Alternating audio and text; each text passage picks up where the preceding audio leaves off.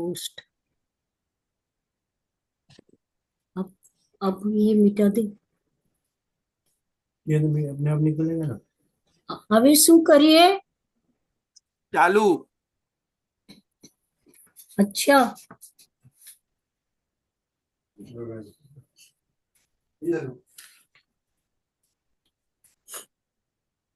करार विंदे न पदार विंदम मुखार विंदे विनिवेशयन्तम वटस्य पत्रस्य पुटे शयानं बालं मुकुन्दं मनसा स्मरामि। प्रभुर्नंद कुमारो में स्वामिनी वृषभानुजा कृतार्थोऽहं कृतार्थोऽहं कृतार्थोऽहं न संशयः। આજે મંગલાચરણ છે ને, करार विंदेन पदार विंदम मुखार विंदे विनिवेशयन्तम वटस्य पत्रस्य पुटे शयनम। आ मतलब આમ તો પ્રલયકાલીન માર્કંડેય ઋષિને જે દર્શન આપ્યા ને ઠાકુરજીએ, એ સ્તન આપ્યા. એટલે વટસ્ય પત્રસ્ય, વડના પત્ર ઉપર, કરાર વિંદેન પદાર વિંદમ એટલે મુખમાં પધરાવીને આટલી નાની આંગળી જેટલું બિરાજે છે. એક પત્ર ઉપર આટલી નાની આંગળી ઉપર બિરાજે છે. અને એ સ્વરૂપ મહારાજશ્રીને અતિ પ્રિય હતો. અને એમના આટલા નાના નાના એક ચીડી જેટલો એમના શિંગાર અને મહારાજશ્રી ગણગાર કરતા હતા. એટલે મને આ મંગલાચરણ અતિ પ્રિય છે. આજે શ્રી ગુસાઈજી પ્રભુચરણના દ્વિતીય લાલજી એટલે શ્રી ગોવિંદરાયજી, એમનો પ્રાદુર્ભાવ મહોત્સવ છે. હવે જેમનું મંગલાચરણ આ પ્રમાણે છે કે યત પાદાંબુરુહ ધ્યાનાત ગોવિંદમ વિદતે જનઃ વંદે ગોવિંદરાયમ તમ શ્રી વિઠ્ઠલેશ મુદા વહમ. એટલે યત પાદાંબુરુહ ધ્યાનાત ગોવિંદમ વિંદતે જનઃ વંદે ગોવિંદરાયમ તમ શ્રી વિઠ્ઠલેશ મુદાવહમ. એટલે શ્રી ગોવિંદરાયજીને, કે જેમ શ્રી ગોવિંદરાયજી એમ કહી રહ્યા છે કે શ્રી વિઠ્ઠલનાથજીને, શ્રી ગુસાઈજી પ્રભુચરણને આનંદ આપનારા અને જેમના ચરણાર વિંદના ધ્યાનથી પ્રભુ પ્રસન્ન થાય છે, એવા શ્રી ગોવિંદરાયજીને અહીંયા નમન કરવામાં આવે છે. હવે શ્રી ગોવિંદરાયજી આપણે જાણીએ છીએ 8 પ્રકારના વ્યાકરણના જ્ઞાતા હતા. એક સમયની વાત છે કે જ્યારે શ્રી ગુસાઈજી પ્રભુચરણે વિદ્વન મંડળની રચના કરી, તો શ્રી ગિરધરજીએ વિનંતી કરી કે અહીંયા વ્યાકરણની ખામી દેખાય છે. એટલે ગુસાઈજી પ્રભુચરણને વિનંતી કરી કે અહીંયા વ્યાકરણની ખામી દેખાય છે. તો શ્રી ગુસાઈજી પ્રભુચરણે ગોવિંદરાયજીને કહ્યું કે તમે ગોવિંદરાયજી, તમે આતા છો તો તમે બતાવો સિદ્ધ કરીને.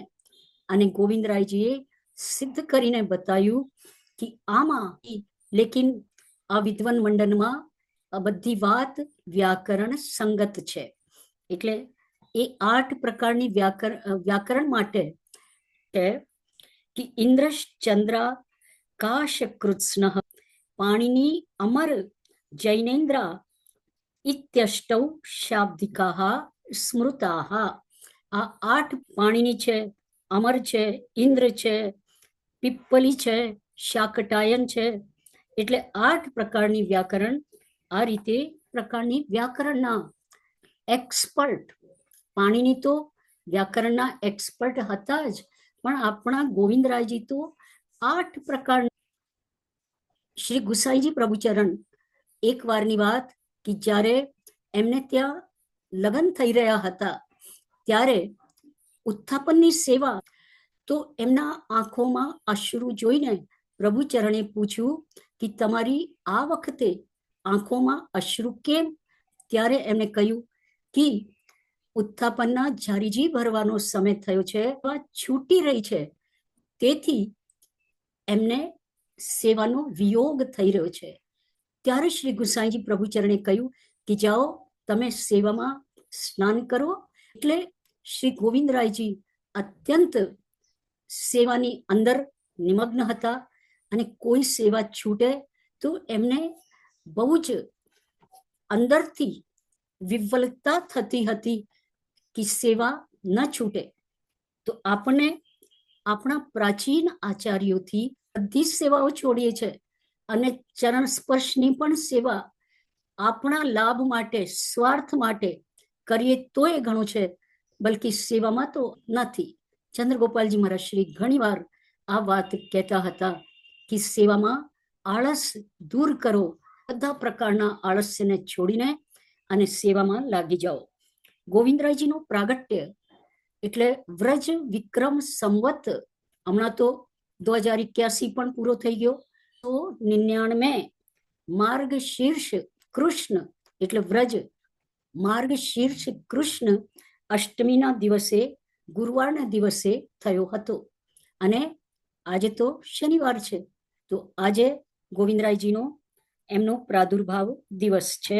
અને એ પણ અડેલમાં શ્રી વલ્લભાચાર્યજીના નિજ ગ્રહમાં જ, નિજ બેઠકમાં જ થયો હતો. અને એમનો ઉપનયન સંસ્કાર 1608માં ગોકુળમાં થયું હતું. અને કહેવાય છે કે આપશ્રીનો વિવાહ 1600. આપના વહુજીનું નામ શ્રી રાણી વહુજી હતું. અને એમને 4 પુત્ર અને 2 કન્યાઓ હતી. 4 પુત્ર એટલે શ્રી કલ્યાણરાયજી, જે કલ્યાણરાયજીએ કેશવપુરી એમના કાકાને ના પાડી હતી કે મારે વ્રજમાં જ રહેવું છે, મને ત્યાં આપી નહીં દેતા, એ કલ્યાણરાયજી. અને શ્રી ગોકુલોત્સવજી, શ્રી કૃષ્ણરાયજી અને શ્રી લક્ષ્મી નૃસિંહજી. આ રીતે નામ હતા રૂકમિણીજી અને રામકુંવરજી. શ્રી ગોવિંદરાયજીએ જે ગ્રંથોની રચના કરી એમાં ગ્રંથ છે વિઠ્ઠલેશાષ્ટક. આ નામના ગ્રંથની આપશ્રીએ રચના કરી. અને શ્રી ગુસાઈજીને જે સ્વરૂપ વિઠ્ઠલનાથજીનો, મતલબ શ્રી વિઠ્ઠલનાથજીનો પ્રાપ્તમાં બિરાજમાન છે, એ સ્વરૂપ આપશ્રીને એટલે શ્રી ગોવિંદરાયજીને પ્રાપ્ત થયું છે. શ્રી ગોવિંદરાયજીનો લીલા પ્રવેશ લગભગ માનવામાં આવે છે. અને એમના જ્યેષ્ઠ પુત્રનો નામકરણ, એટલે જ્યારે એમના જ્યેષ્ઠ પુત્રનો જન્મ થયો તો શ્રી ગુસાઈજી શ્રીનાથજીને શિંગાર ધરાવી રહ્યા હતા. તો ઠાકુરજીની સેવામાં વિદ્યમાન હોવાથી શ્રી ગુસાઈજીને કોઈએ ખબર નહીં આપી, કારણ કે પછી ખબર આપે તો સેવામાંથી કદાચ બહાર આવવું પડે. એટલે શ્રીજી બાવાએ પોતે ગોવિંદરાયજીને ખબરાણ ભયો હે. એટલે આ રીતે કલ્યાણરાયજી નો નામકરણ શ્રીજી બાવાએ પોતે કર્યું અને નામકરણ પૂર્વક ખબર પણ આપી. ત્યારે શ્રી ગુસાઈજી પ્રભુચરણના શ્રી હસ્ત તે કડા તુરંત ઉતારીને અને આપે શ્રીજી બાવાને બધાઈના રૂપે પધરાયા. એટલે એમના વંશમાં શ્રી હરિરાયજી આપણે જાણીએ છીએ કે અત્યંત પ્રસિદ્ધ આચાર્ય થયા. હરિરાયજીની વાત હવે આપણે આપણા યુગલ ગીતના શ્લોકના સુબોધિનીજી ઉપર આગળ વધીએ. તો આપનો શ્લોક આ પ્રમાણે છે. આજે બીજો એટલે બીજો ને ત્રીજો એ તો થઈ ગયો વામ બાહુકૃત, અને એ જે યુગલ હતો તે થઈ ગયો. અને વ્યોમયાન વનિતા એટલે એ થઈ ગયો કે એ અપ્સરાઓ વેણુ વાદનને સાંભળીને ભાન ભૂલી ગઈ. પણ તેનાથી પણ અધિક આશ્ચર્ય આ શ્લોકમાં છે. મતલબ દુનિયામાં ઘણા વંડર્સ કહેવાય ને, એવી રીતે આ વેણુનાદનો વંડર, અપ્સરાઓ ભાન ભૂલે એ વંડર કરતા પણ વધારે મોટો આશ્ચર્ય આ શ્લોકમાં બતાવવામાં આવ્યો છે. તો હવે આપ લોકોને એમાંથી શોધવું પડશે સાંભળીને કે એમાં કઈ રીતનો આશ્ચર્ય છે. મહાપ્રભુજીએ તો સુબોધનીજીમાં આપ્યું જ છે, પણ તે અને આશ્ચર્યને ઢૂંઢીએ. અને બીજી આશ્ચર્યની વાત એ છે કે આ ચોથા પાંચમા શ્લોકમાં એક પંક્તિ એવી છે, હું આપને બતાવું છું. ટિપ્પણીજીમાં આ પંક્તિ લખવામાં આવી છે. આ પંક્તિ ખરેખર પકડમાં આવી જાય, એનો અર્થ સમજાઈ જાય, એનો ગૂઢાર્થ સમજાઈ જાય તો આપણે ખરેખર ભાગ્યશાળી છીએ. એ પંક્તિ આપ લોક જ્યારે આપ સુબોધિનીજી ખોલો અને એના ટિપ્પણીજી ખોલો ત્યારે આ પંક્તિ ટિપ્પણીજીમાં વાંચજો. આ પંક્તિ આ પ્રમાણે છે કે વિશેષણ યોહો મુખ્યાર્થો અતિ ગોપ્ય. એટલે કયા વિશેષણ? એક વિશેષણ છે ભગવાનને માટેનો કે હાર હાસ, શ્લોકમાં હાર હાસ, અને બીજો છે તો એમ કહ્યું કે આ બંને વિશેષણો અતિ ગોપ્ય ઇતિ પિતૃચરણૈર ન લિખિતઃ. એટલે આ વિશેષણોમાં શું ગુપ્ત છે? શ્રી ગુસાઈજી લખે છે કે આ શ્રી મહાપ્રભુજીએ પણ એના માટે જે ગુપ્તતા છે ને, જે સિક્રેટનેસ છે એને છે, પણ એનો સિક્રેટ નથી બતાવ્યો. અને પછી આગળ લખ્યું છે અતએવ સ્વામિની ભીરપી ગૂઢાર્થ જ્ઞાનાર્થમ સાવધાન તયા શ્રોતવ્યમ ઇત્યાશયેન ઇદમ શૃણુત. એટલે સ્વામિનીઓ એટલે વ્રજ ગોપિકાઓએ એમ કહ્યું કે આ વિશેષણ સાવધાન પૂર્વક હે અબલાઓ, હે ગોપ. તો પહેલા તો મહાપ્રભુજીએ એનો સિક્રેટ નથી ખોલ્યો, અને ગોપીજનોએ કહ્યું તમે સાવધાન તયા સાંભળો. અને પછી શ્રી ગુસાઈજી પ્રભુચરણે કહ્યું અસ્માભિરપ્યત એવ ન લિખ્યતે, અસ્માભિ અપી અતએવ ન લિખ્યતે. એટલે મહાપ્રભુજીએ પહેલા તો શ્રી મહાપ્રભુજીએ નથી કહ્યું, એટલે શ્રી ગુસાઈજી કહી રહ્યા છે કે અમે પણ આના ઉપર કંઈ પણ નથી લખતા.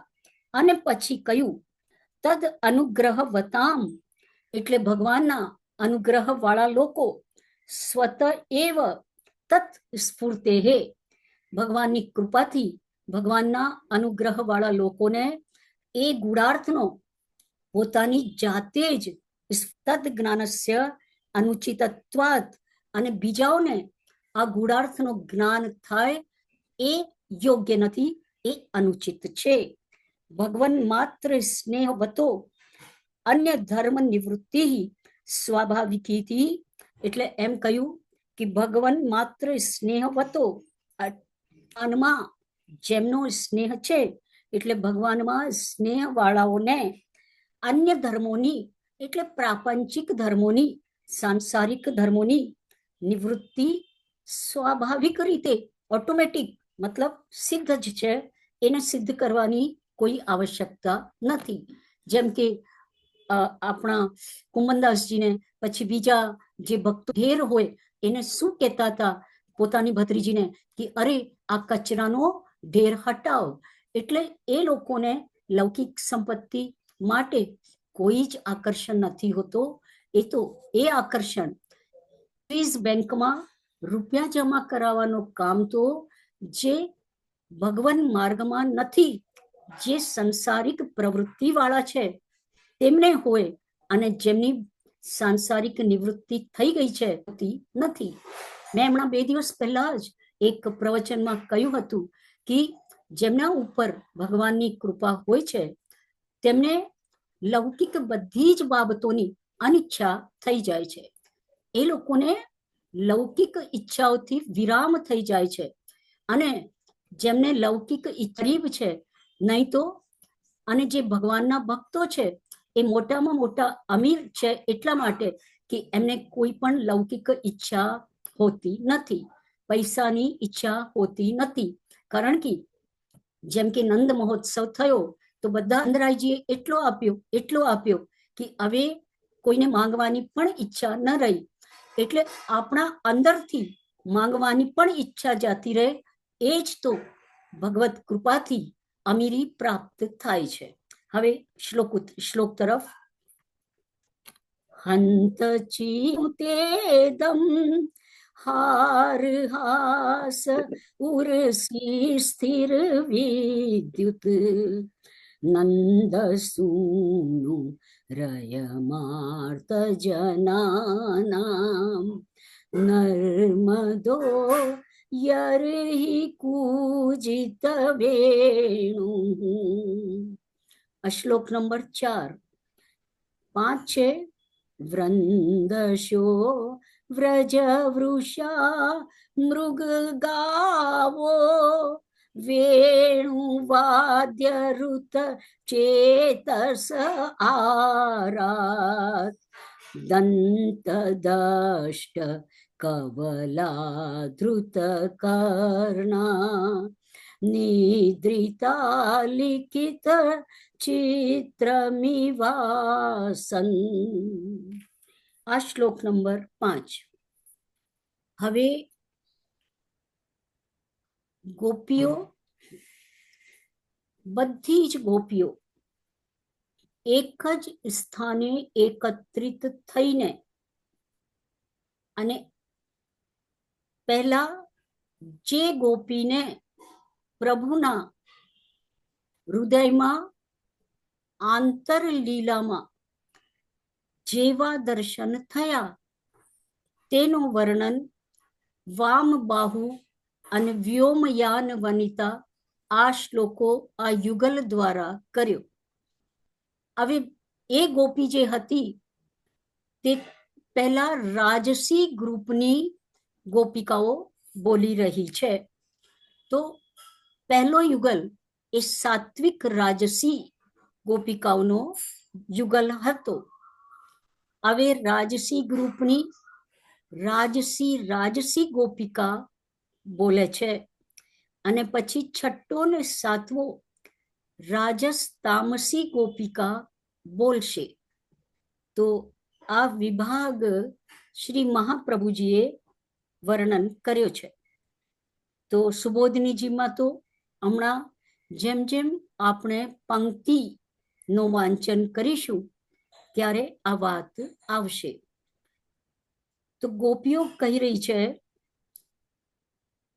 હે અબલાઓ. હવે એમાં શ્લોકમાં અબલા ક્યાં છે? હંત ચિત્રમ અબલાહા શૃણુત ઇદમ હાર હાસ ઉરસી સ્થિર વિદ્યુત નંદ સૂનુ અયમ આર્ત જનાનામ નર્મદો યર્હિ કૂજિત વેણુ વૃંદશો વ્રજ. એક મિનિટો, પાઠ એક જગ્યા ખોટો છપાયો છે. તો વૃંદશો વ્રજ વૃષા મૃગ ગાવો વેણુ વાદ્ય ઋત ચેતસ આરાત દંત દષ્ટ કવલા ધૃત કર્ણા નિદ્રિતા લિખિત ચિત્રમ ઇવ આસન. એટલે હે અબલાઓ, આ આશ્ચર્ય શ્રવણ કરો. તો અબલાહા આશ્ચર્ય એટલે ચિત્રમ, આ ઇદમ શૃણુત શ્રવણ કરો.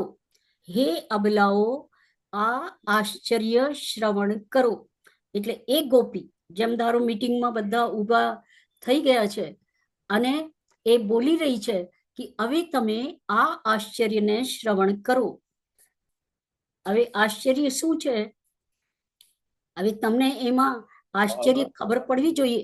ઘણીવાર શું હોય છે કે ઘણીવાર કોઈ હસવાની વાત આવે ને તો ઘણા લોકો તો સમજી જાય તો તાત્કાલિક હસે, અને ઘણા લોકો બીજાઓને સમજાય નહીં, બીજાઓને હસતા જોઈને હસતા હોય છે. તો હવે આમાં આશ્ચર્ય શું છે એ પકડવાનું છે. કે હવે બીજો આશ્ચર્ય એ છે કે જેમનું હાસ્ય હારના જેવું છે. હજુ તો આપણે કેવલ અર્થ કરી રહ્યા છે. હાર હાસ, જેમનું હાસ એટલે હાસ્ય હારના જેવું છે. હવે પછી શબ્દ છે ઉરસી, એટલે વક્ષસ્થલ સ્થિર વિદ્યુત. તો વક્ષસ્થલ ઉપર વીજળી સ્થિર છે. આ એક પહેલી પંક્તિનો અર્થ થયો. નંદ સુનું, નંદ સુનું, નંદ સુનું અયમ આર્ત જનાનામ.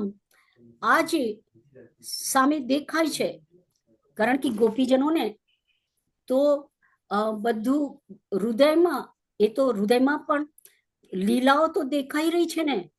તો આ જે દુઃખી પુરુષોને, આર્ત જનાનામ, જે દુઃખી પુરુષોને આનંદ આપનારા છે, એટલે નર્મદ એટલે આનંદ આપનારા છે.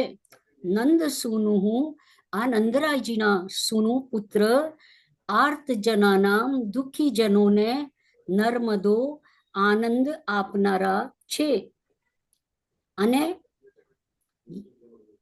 જ્યારે વેણુ વગાડે છે ત્યારે શું થાય છે? જથ્થાબંધ વ્રજના આખલાઓ, વ્રંદશો વ્રજ વૃષા, વ્રજના આખલાઓ, પછી જંગલી પશુઓ એટલે મૃગ, અને ગાવો એટલે ગાયો. તો એમના ચિત્ત દૂરથી, દૂરથી માટે શબ્દ છે આરાત, એટલે દૂરથી વેણુ વાદ્ય, વેણુ વાદન કરીને ઋત ચેતસ, ચેતસ એટલે ચિત્ત દૂરથી મતલબ હરી લે છે અને એમના એમ રહી જાય છે. પછી દંત દષ્ટ કવલા, તેઓ કાન માંડીને અને નિદ્રામાં પડી જાય છે. તેઓ દાંતથી કરડેલા કોળિયાઓ, તેઓએ દાંતથી કરડેલા જે એમના કોળિયાઓ છે એ એમને એમ રહી જાય છે. દંત દાંતથી, દષ્ટ કવલા એટલે કોળિયાઓ, દાંતથી કરડેલા કોળિયાઓ એમને એમ રહી જાય છે. ધૃત કર્ણા એટલે કાન આપે છે સાંભળવા માટે, અને જાણે ચિત્રમાં આલેખેલા હોય એવા થઈ જાય છે. નિદ્રિતા લિખિત ચિત્રમ ઇવ આસન, થઈ જાય છે તેવા ચિત્રમાં લખેલા જેવા. નિદ્રિતા એટલે, અને એમને એવી નીંદ આવવા લાગે છે, એવા નીંદમાં જેમ સૂઈ ગયા હોય એવી રીતે, મતલબ એ એવા ચિત્ર લખેલા જેવા, હલતા નથી, એમની કોઈ હવે એક્શન થતી નથી, અને ધારો કે કોઈ પિક્ચર હોય, ચિત્ર હોય એવા બની જાય છે વેણુનાદનો સાંભળીને. એટલે કાન પોતાના આગળ ધરે છે અને પડિયા જેવા કાન, આપણે તો આપણા કાનને પડિયા જેવા નથી બનાવી શકતા, પણ પડિયા જેવા કાન બનાવીને અને ધ્યાનપૂર્વક આમ કાન ધ્યાન કરીને અને એ સાંભળે છે. તો આ વાત ચોથા અને પાંચમા શ્લોકમાં કહેવાય છે. હવે એના સુબોધનીજી બહુ જ લાંબા છે અને બહુ જ ગહન છે, એટલે મને લાગે છે સુબોધનીજીને માટે કમસે કમ એક શનિવાર તો જોઈશે જ. તો આપણે હવે આગલા શનિવારે એના આ શ્લોકના સુબોધનીજીને આપણે સાંભળીશું અને ફરી એનો સુબોધનીજીનો આનંદ પ્રાપ્ત કરીશું. આટલું કહી અહીંયા જ વિરામ પામું છું. હમણાં તો મારી આજે તો તબિયત એટલી ખરાબ છે કે તમને શું બતાવું, મારો આ રાઈટ હેન્ડ એકદમ લટકી ગયો છે અને સૂનો થઈ ગયો. ખબર નથી પડતી કે આમાં અચાનક બેઠા બેઠા શું થઈ ગયો. તો હવે મારે પાછો ન્યુરોને કન્સલ્ટ કરવો પડશે કે મારા હાથથી લખાય અને બરાબર સેવા પણ થાય. અચાનક હાથમાં આ ચેન્જ આવી ગયો, જે મને ક્યારે નહોતો. તો બધું ભગવાન લીલા છે, આપણે જોઈશું આગળ શું થાય છે. તો હમણાં આટલું કહી હું વિરામ લઉં છું. પધારો શાસ્ત્રીજી. હા વરુજી, પ્રણામ. હાજી.